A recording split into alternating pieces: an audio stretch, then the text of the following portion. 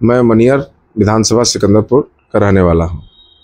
Sir, किस तरह कल जश्न मनाया जा रहा था पार्टी कार्यालय पे? कौन सा आपको दायित्व मिला है और क्या कहेंगे कार्यकर्ताओं के लिए जिन्होंने इतनी बड़ी खुशी का जश्न मना रहे हैं? देखिए, समाजवादी पार्टी की प्रदेश कार्यकारिणी में प्रदेश सचिव एक बहुत बड़ा पद होता है। प्रदेश अध्यक्ष, प्रदेश सचिव, प्रदेश उपाध्यक्ष एक बहुत बड़ा पद होता है, जिसमें मुझे प्रदेश सचिव बनाया गया।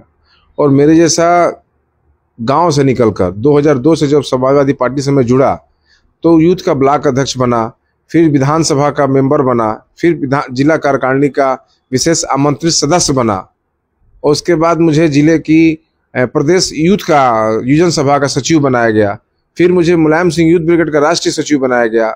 उसके बाद जिले के राजमंगल जी की इच्छा थी, बेचारे स्वर्गवास हो गए। बलिया में युवाओं के लिए वो शहीद हुए हैं। मैं आज भी कहना चाहता हूं कि बलिया में सेकेंड लाइन की राजनीति खड़ा करने वाले सिर्फ और सिर्फ राजमंगल जी हैं, जिसको अखिलेश जी के इशारों पर काम किया गया।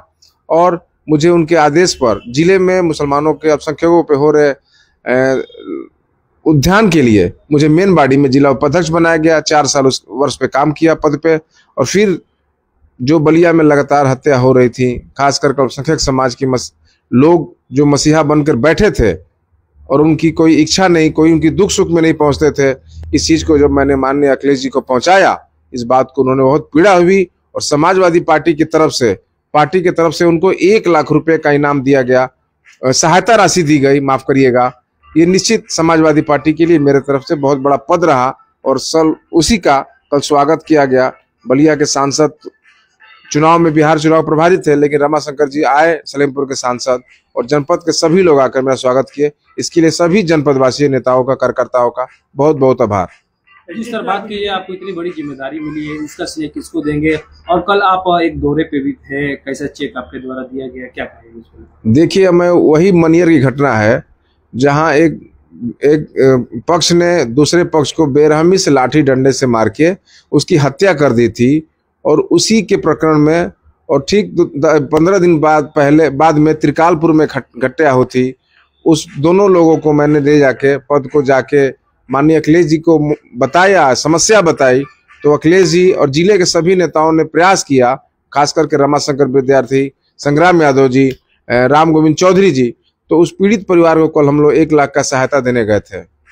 जब आप किसी के दुख में खड़े होकर इतनी राशि का सहयोग किए, तो क्या कहेंगे, आपके मन में सोच क्या है, आपकी पार्टी का सोच क्या है और आगे की तैयारी क्या है 2027 में? देखिए, समाजवादी पार्टी जो अखिलेश जी ने एक पीडीए बनाया है, देश के सबसे बड़े नेता पीडीए के नेता हैं हमारे, वो है। और पीडीए समाज की तरफ से पी से जितना भी पीड़ित व्यक्ति होगा इस प्रदेश में, जो पीड़ित होगा, उस व्यक्ति को समाजवादी पार्टी और मेरे जैसा कार्यकर्ता उसको न्याय और उसके दुख में शामिल होने का काम करेगा।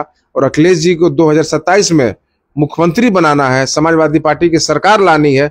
निश्चित में सिकंदरपुर विधानसभा से 2022 का 35 सालों बाद मैं पहला मुसलमान व्यक्ति हूँ, अल्पसंख्यक का पहला व्यक्ति हूँ जो आवेदन किया था, और इस बार भी आवेदन करूंगा, टिकट मांगूंगा, लेकिन नेतृत्व का जो फैसला होगा सर्वोपरि उसको मानूंगा, क्योंकि मुझे अखिलेश जी को मुख्यमंत्री